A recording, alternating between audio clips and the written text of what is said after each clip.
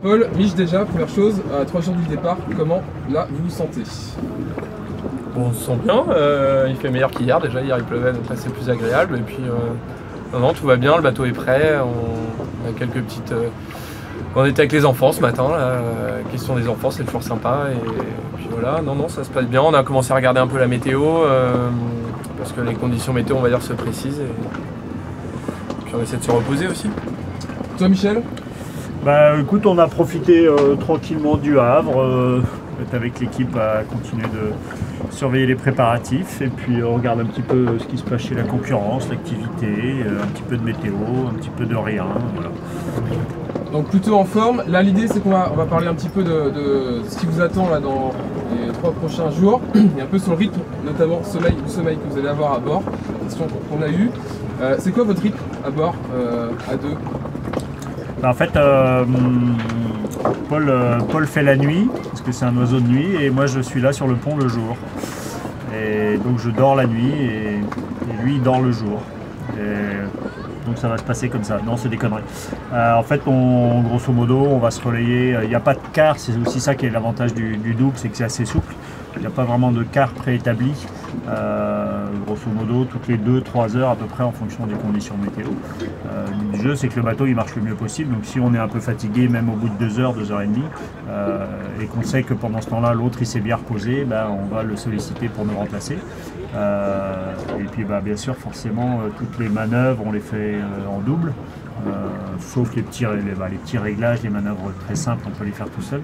Mais tous les changements de voile, tous les changements de bord, tous les déménagements à l'intérieur, tout ça, ça se fait à deux.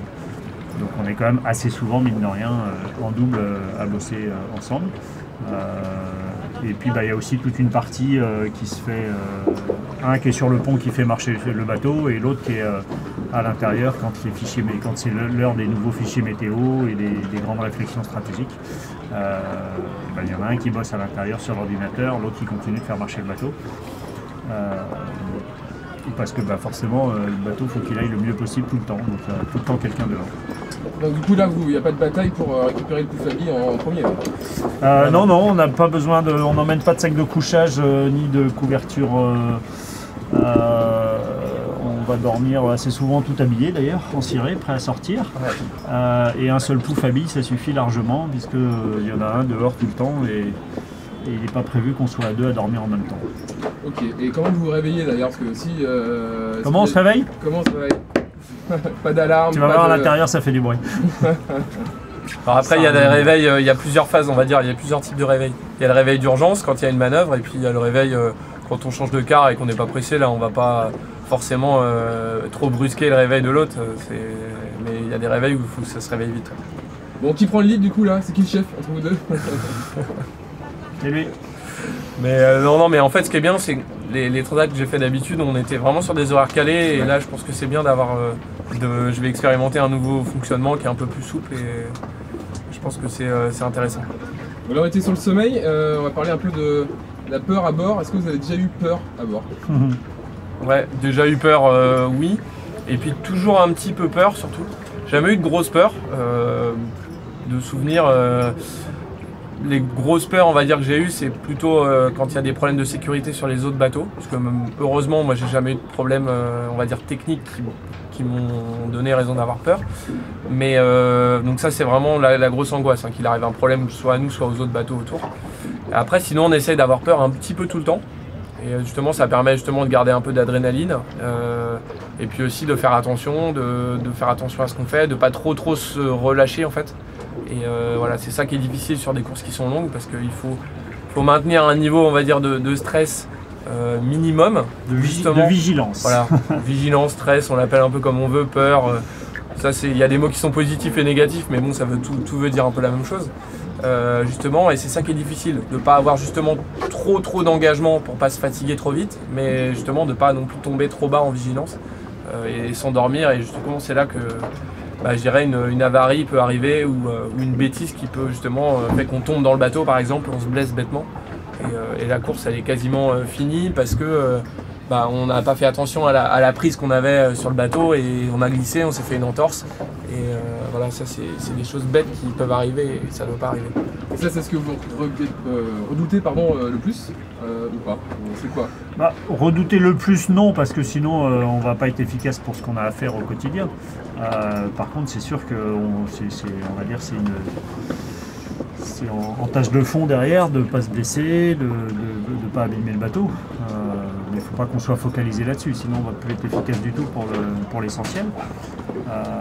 Je pense que quand un marin parle de risque, souvent il parle de risque stratégique par rapport au déroulement de la course, mais pas par rapport à son intégrité ou à l'intégrité du bateau. Il faut souvent lire un peu entre les lignes des propos qu'on tient et pas tout prendre au pied de la lettre. C'est risqué d'aller là-bas, non, c'est risqué par rapport à la course, par rapport au classement, par rapport à prendre une option qui est pas très fiable au niveau météorologique. Mais ça ne veut pas dire qu'on va risquer notre peau à tous les virages. Alors justement, pourquoi on y retourne alors? Pourquoi on y retourne? Parce qu'on aime bien ça. Alors après, peut-être que c'est un petit peu de masochisme, mais c'est surtout beaucoup de plaisir. Je trouve que c'est comme un maître mot chez nous. On a une chance incroyable de faire un métier passionnant et parfois très compliqué et très engageant, mais c'est aussi ça qui le rend passionnant.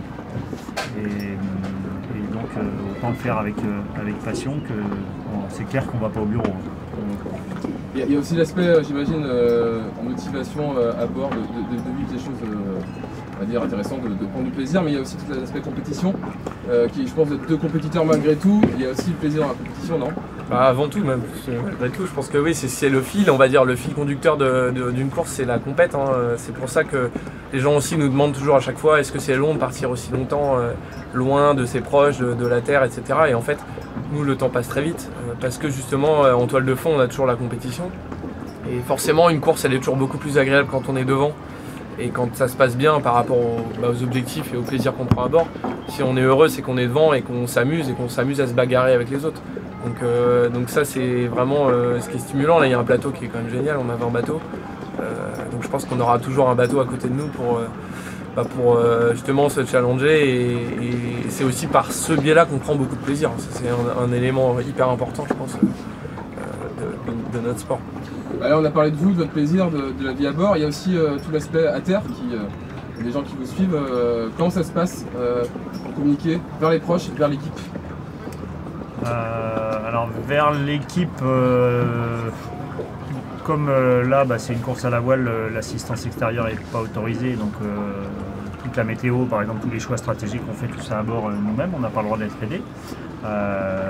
Donc malheureusement pour l'équipe, quand on les appelle, c'est qu'on a un problème technique, là pour le coup, ou là où on a le droit d'être aidé. Alors ça peut être sur une réparation d'une pièce d'accastillage, du moteur, d'une voile, d'un problème électronique. Et on espère qu'ils ont bien travaillé et qu'on n'aura pas de problème justement et qu'on va pouvoir dérouler la course et se focaliser totalement là-dessus. Et puis les proches, c'est un peu en deuxième niveau puisqu'on a quand même une course à faire. Ça dure que une vingtaine de jours, 18-20 jours. C'est sûr qu'il n'y aura pas énormément de news qui sortent du bateau vers la terre. Et assez peu d'infos qui viennent de la terre vers nous parce qu'on est en compétition et qu'il n'est pas question qu'on se disperse de trop et qu'on se déconcentre. Et alors justement, il y a toute une logistique à terre aussi avec l'équipe Mer Agitée qui va vous rejoindre au Brésil, notamment pour l'arrivée. Paul, est-ce que tu peux nous expliquer un peu comment ça fonctionne? Vous êtes sur l'eau, mais derrière ça s'active et c'est déjà prêt pour vous accueillir au Brésil. En fait, c'est assez compliqué parce qu'on a une grosse équipe. La machine est compliquée, c'est un sport mécanique. Donc en fait, à chaque navigation, on peut dire qu'il y a toujours quelque chose à réparer ou à modifier et à faire évoluer. Donc on va avoir très peu de temps en fait à l'arrivée puisque le bateau va repartir tout de suite en convoyage vers les Antilles pour un retour en solitaire en fait de Saint-Barth pour la forêt.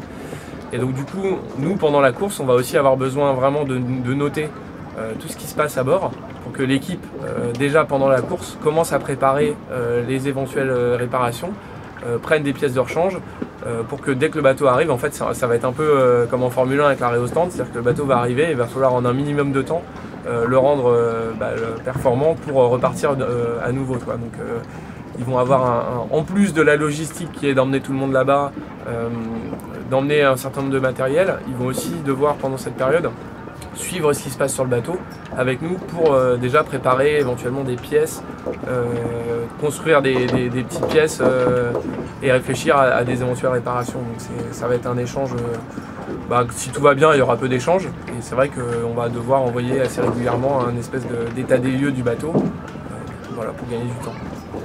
Bon parfait, dernière question, le départ dimanche, comment ça s'annonce déjà? Plutôt des bonnes conditions pour le départ en lui-même.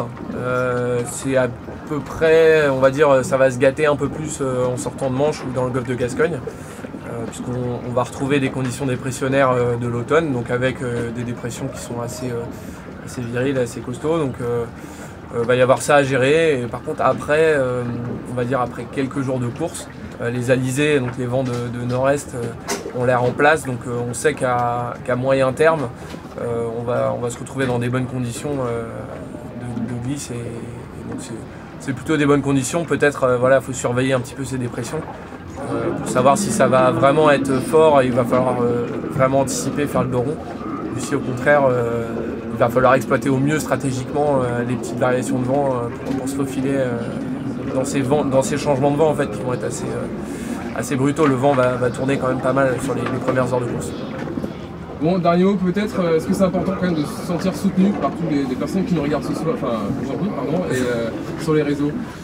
Est-ce que vous ça c'est quelque chose qui compte quand même C'est hyper important parce que justement on est en double, mais déjà on est quand même assez isolé, on part assez loin et on va avoir peu de contact avec les gens pendant cette course. On va essayer d'amener le maximum de contenu média pour tout le monde, mais on a besoin avant le départ aussi de sentir que voilà, ça va nous permettre d'emmagasiner de l'énergie, on va dire, pour la restituer au long de ces 3 semaines. Donc c'est important d'avoir des gens qui nous envoient des messages ou qui nous soutiennent.